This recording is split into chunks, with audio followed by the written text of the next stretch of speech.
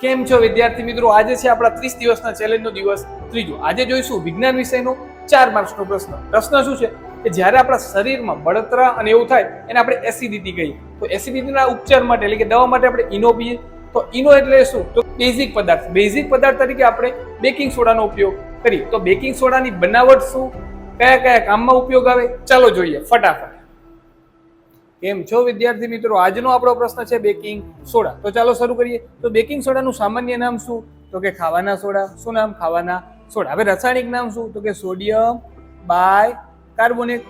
એને આપણે રાસાયણિક સૂત્ર લખવું હોય તો શું લખાય? NaHCO3. હવે ફટાફટ એની બનાવટ જોઈએ. તો કે NaCl એટલે કે સોડિયમ ક્લોરાઇડ ને NaCl સોડિયમ ક્લોરાઇડના જલીય દ્રાવણમાં NH3 અને CO2. NH3 એટલે એમોનિયા અને CO2 એટલે કાર્બન ડાયોક્સાઇડ વાયુ પસાર કરતા આપણને સોડિયમ બાય કાર્બોનેટ મળે છે. હવે આપણે એને સમીકરણ સ્વરૂપે લખીએ. NaCl એટલે કે સોડિયમ ક્લોરાઇડ ને પાણી, NH3 એટલે એમોનિયા અને CO2 એટલે કાર્બન ડાયોક્સાઇડ વાયુ પસાર કરતા આપણને સોડિયમ બાય કાર્બોનેટ મળે છે એટલે કે NaHCO3. અને વધારાની નિપજ શું મળે? NH4 એટલે એમોનિયા મળે છે. હવે ફટાફટ એના ઉપયોગો જોઈશું. ઉપયોગોમાં બેકિંગ સોડાનો ઉપયોગ શું? તો કે આપણે રસોઈ ઘરમાં આપણે પાઉં અને કેક, તમારા ઘરમાં જ્યારે પાઉં અથવા કેક એવું કંઈ બનાવવું હોય ત્યારે આપણે બેકિંગ સોડાનો ઉપયોગ કરીએ. બેકિંગ સોડા તરીકે આપણે શું ઉપયોગ કરીએ છીએ?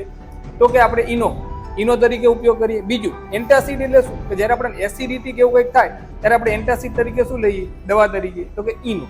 ત્રીજું પ્રયોગશાળામાં પ્રક્રિયક તરીકે. અને ચોથું ઘરગથ્થુ ઉપચાર માટે. વિદ્યાર્થી મિત્રો, આવા ને આવા વિડીયો જોવા માટે નીચે આપેલા ફોલો બટનને અત્યારે જ ફોલો કરી દો. Thank you.